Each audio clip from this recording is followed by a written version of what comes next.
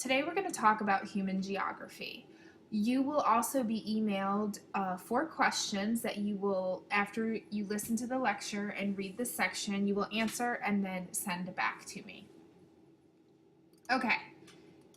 Human geography focuses on people's relationships with each other and the surrounding environment. So there's 2 factors in human geography.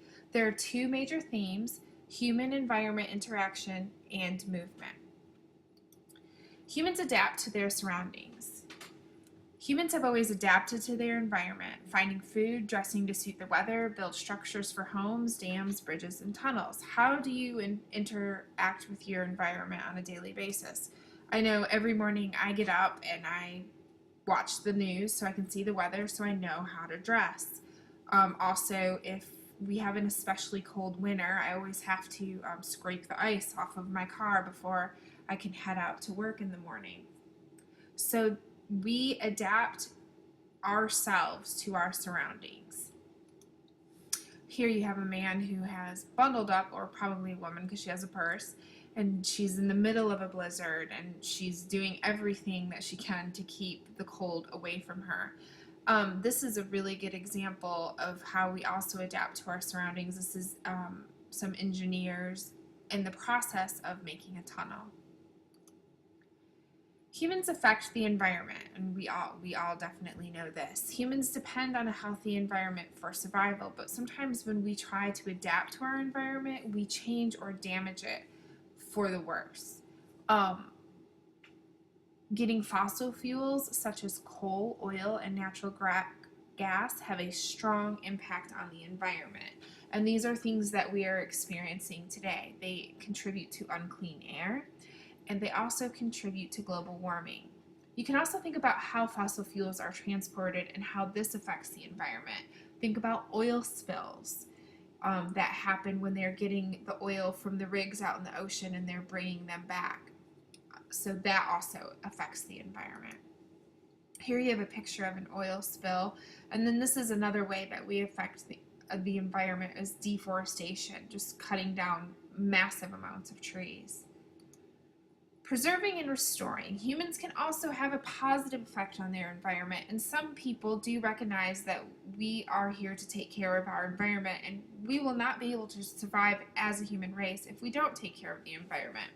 Something that some people practice are the 3 R's, which is reduce, reuse, and recycle. So reduce has to do with reducing the amount of stuff that you use, whether it's fossil fuels or water. You're just reducing the amount of consumption that you are consuming. Reuse, we try to reuse things. Don't just throw it away after one use. And then also recycle. We recycle our paper at school and our plastic bags and our plastic bottles. I also do this at home, as I hope many of you do as well. In 2005, Kyoto Protocol took effect, requiring countries to limit or reduce greenhouse gases. And this has helped, but we are still kind of in the midst of all this global warming. But hopefully more people will jump on board. Preserving and restoring. Here's just some signs that I'm sure that you've seen before. This has to do with recycling, and this has to do with conserving water. Human movement. People have always moved from one location to another. I know I'm originally from Michigan, and I migrated down to Tennessee. So this process of moving is called migration. Geographers look at push-pull factors when they look at why people migrate. Push factors explain why people leave. Some things that might make people leave if there's a war in their area, or if it's just too cold in Michigan and I need to be somewhere warmer. Pull factors explain what draws people to a certain location. A lot of people will move to Florida because it's nice and it's pretty and there's beaches there. Another pull factor might be a job. So why do people migrate today? And these are just a few reasons: jobs, cost of living, climate, and escaping warfare. This is a Chinese man. They've had huge amounts of people migrating in China. So this is him carrying his stuff and migrating to a new location.